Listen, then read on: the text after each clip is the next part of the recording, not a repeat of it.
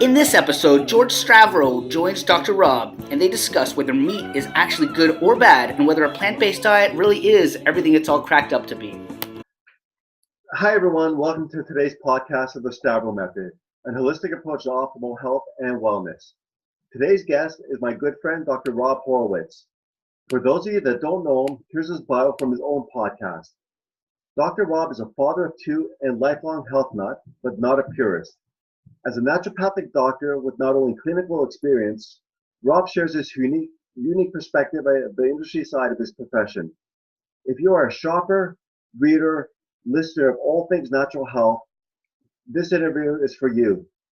What do USP isolated vitamins and minerals, chemically extracted herbal extracts, and flavor of the week killing compounds really have to do with being healthy and promoting lifelong wellness anyways? Do we even know what will happen when we consume these chemical or natural substances? If you want more information on that, tune into Dr. Rob's own podcast. But in the meantime, let's get Rob going on some of the myths, misconceptions, and misinformation in the health industry today.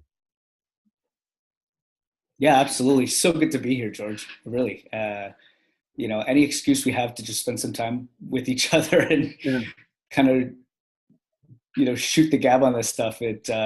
It's so much fun. It's been too long. Yeah. Well, I appreciate you taking the time out of your busy schedule. You got the wife and the kids at home, and you're just super busy in the whole health industry. So, I'm just excited about this information, as I'm sure our listeners are. Yeah, for sure. You raised an amazing point with regards to misconceptions and myths within the industry. There's just so many, and I think that's the point. I think that's why I started the podcast. That's why I thought of you could reach more people online than you can in person and through media or in a book or whatever. But different people either read or prefer watching or prefer listening. If they're in the car, maybe that's the one moment of their day that they have to listen to something that could positively impact their life. So that's why I've started it. But you're right. There are so many. It's so confusing. It's confusing enough for us. Yeah. But we're well versed in the industry. So what's it like for, say, the general person that's out there that's reading things, and sometimes the information does look legitimate, but how do they really decipher what's out there? Like, I'll start off with one myth that irritates me to no end. And I'm sure I'm going to be upsetting a lot of people when I say this, but it's like, I'm not here to win a popularity contest. It's just basically calling it as I see it. So you have a lot of people out there that's saying a completely plant-based diet is the best thing for everybody all the time. And like one of the challenges I have with it, you look at different cultures throughout the world. So it's like, what do people in you'll say the North Pole and the South Pole consume? It's minimal plants, and it tends to be healthier fat and healthier meat. And then when you have people closer to the equator, it's just more plant-based with minimal consumption of fats and meat. And if say eating a fair amount of meat was detrimental to somebody's health, without those cultures not have died off at one time. I think as long as you're eating clean food for the most part, it's just like sometimes you have to see what your body can handle. I tried the whole vegan approach years ago. It's phenomenal for some people. I found even as much research I did, say with food combining, and it's just like you'll get my optimal 5 to 6 meals in per day. I was always tired, had no energy whatsoever. So I was eating clean and following everything down to the letter. I find my body just does better with healthier sources of fats and animal sources of protein. So what are your thoughts on that? No question. I think you have to factor in different people, different strokes for different folks. There is no single diet that's just for absolutely everyone. Even on myself, I find, and a lot of people will find, when they eat meat or when they eat certain fat, you feel better. You do. And that's powerful, because anything we can do to make ourselves feel better, I mean, that's part of the goal. So far, there is no diet that's been shown to dramatically prolong lifespan.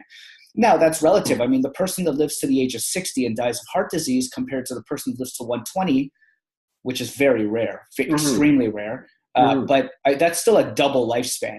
When you think about it. So, I mean, it is quite, so contextually, it's very different now, but we can't attribute it to any one particular thing. No. On the other side, though, I mean, sugar makes me feel amazing. I don't know about you. when I eat a Snickers chocolate bar, I feel great for 2 minutes and not so great after. Or, the thought of eating McDonald's or a slice of pizza or something, I feel great knowing I'm going to get it. So there's that other aspect too, this addiction we have to food. But you're right. There is something to be said about meat and fatty acids. You brought up a good point about up north, for example, in the Arctic, different populations. So it's hard to say. I mean, farming practices is just a big deal now too. What are they doing to the animals? But I will say, I think in our society, we're just protein obsessed. And I think it's something that nobody really talks about. They're so extreme. It's where they're getting their information from, these Hollywood magazines and so forth, where it has to be one way or the other. But the point is just with protein and animal protein here, we're just obsessed with it. We eat so much of it. Yeah. Almost every single meal, almost every single day. And so when you put that into context, I think that's where the real problem lies. I agree. Because meat is acidic, protein, animal fat, it's very acidic, it's very pro-inflammatory. I mean, those increased risk factors for pretty much all chronic diseases known. Acidity and inflammation leaches minerals from your bones. Exactly. Contributes inflamed and oxidized fat. Actually, that's the primary topic that I talked about in an upcoming book that I wrote, is what happens to fat when it becomes inflamed or oxidized. So I think that's the context. I agree with you. I don't think you can have a blanket statement of saying meat is bad for you. No. But and that's definitely a challenge I have there. And I used to be a big meat eater when I was younger, where the steak would take up pretty well the whole plate. Yeah. You could barely see the veggies around it. Yeah. So with some of the information I've been getting into lately, they're saying treat animal source of protein more as, say, a side dish rather than the main thing. So I don't have a problem going out with, say, you and some other friends and enjoying, the so-called unhealthy foods like, my wings or burger or big steak. But I'm not going to do that all the time. And I recognize it for what it is. So I'll still try to get a nice salad in there and some fibrous veggies to balance things out a little bit. So I'll still enjoy the steak because it's something I've been looking forward to. But I'm also recognizing that it should not be the be-all and end-all of my meal.